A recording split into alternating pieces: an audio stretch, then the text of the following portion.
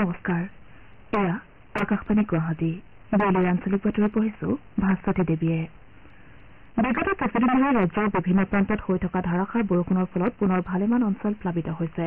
ৰাজ্যিক দুৰ্যোগ ব্যৱস্থাপনা প্ৰাধিকৰণৰ তথ্য অনুসৰি এই পৰ্যন্ত ৰাজ্যৰ 14খন জিলাৰ কমেও 1 লাখ লোক বানত ক্ষতিগ্ৰস্ত হৈছে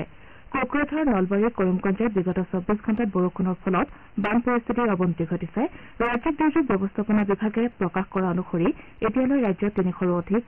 গাঁও বানৰ কবলত পৰিছে বানত তামুলপুৰ বঙাইগাঁও কোকৰাঝাৰ কৰিমগঞ্জৰ লখিমপুৰ ওদালগুৰি দৰং ধেমাজি নগাঁও হোজাই চিৰাং বৰপেটা বাক্সা নলবাৰী গোৱালপাৰা জিলা ব্যাপকভাৱে ক্ষতিগ্ৰস্ত হৈছে ৰাজ্যৰ কেইবাখনো নদীৰ জলস্তৰ বিপদসীমাৰ ওপৰেৰে বৈ থকা বুলি দুৰ্যোগ প্ৰশমন বিভাগে প্ৰকাশ কৰিছে নগাঁও জিলাৰ কামপুৰ অঞ্চল বছৰৰ দ্বিতীয়টো বানত ক্ষতিৰ সন্মুখীন হৈছে নাৰায়ণপুৰৰ বৰষুণ আৰু খান্দং জলবিদ্যুৎ প্ৰকল্পৰ পানী এৰি দিয়াত কামপুৰৰ বিস্তীৰ্ণ অঞ্চল বানৰ কবলত পৰিছে কামপুৰ ৰাজচক্ৰৰ কমেও 10খন গাঁও বাঢ়নি পানীয়ে বুৰাই পেলাইছে ইপিনে নলবাৰীত বুঢ়াদিয়া নৈৰ জলস্তৰ বৃদ্ধি পোৱাৰ ফলত কমেও 20খন গাঁও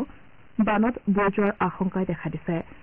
লখপুৰ কেন্দুবাৰী গান্ধীবস্তি ভোজকুচিকে ধৰি কেইবাখনো গাঁও বানৰ ফলত ক্ষতিৰ সন্মুখীন হোৱাৰ আশংকাই দেখা দিছে ইপিনে ধুবুৰী জিলাৰ ধাৰাসাৰ বৰষুণৰ ফলত গৌৰাং নৈৰ ফেনী ফুটুকাৰে বাঢ়ি আহিছে তদুপৰি নৈখনৰ খহনীয়াই বিলাচীপাৰাৰ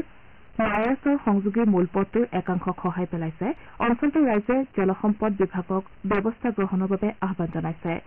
বাক্সা জিলাৰ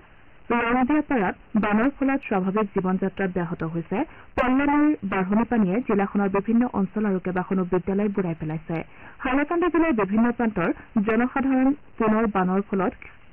ক্ষতিৰ সন্মুখীন হৈছে জিলাখনৰ চৰজপুৰ অঞ্চলত কেইবাখনো বিদ্যালয় বানত বুৰ গৈছে তদুপৰি চন্দিলত গড়কাপ্তানী পথত পানীত বুৰ যোৱাৰ ফলত যোগাযোগ বিচ্ছিন্ন হৈছে একেদৰে জিলাখনৰ চিৰিজপুৰ আৰক্ষী চকী পানীত বুৰ গৈছে বজালী জিলাৰ পাঠশালাত পহুমৰা আৰু কালদিয়া নৈৰ জলপৃষ্ঠ বৃদ্ধি পোৱাৰ ফলত বান পৰিস্থিতি জটিল হৈছে বৰপেটা জিলাত ধাৰাসাৰ বৰষুণৰ ফলত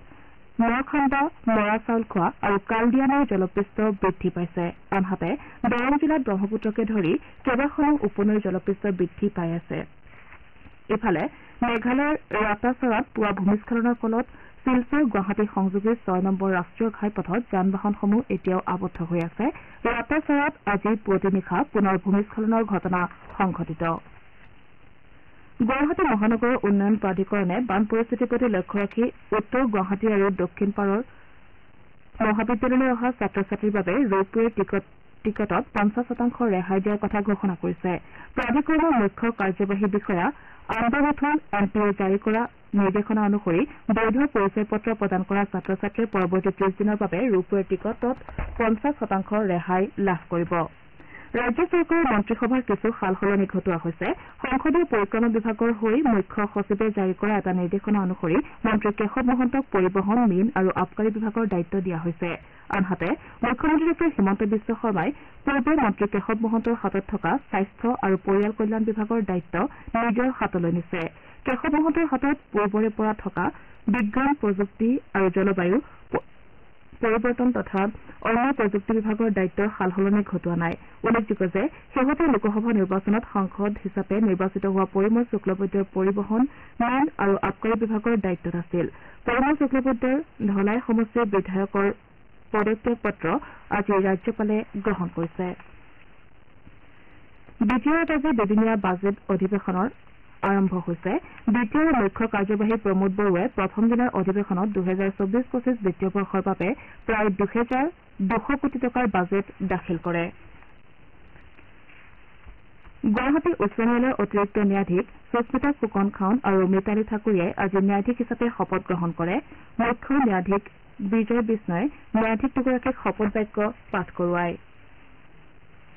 আমাৰ এতিয়াৰ বাতৰি ইমানতে অন্ত পৰিল।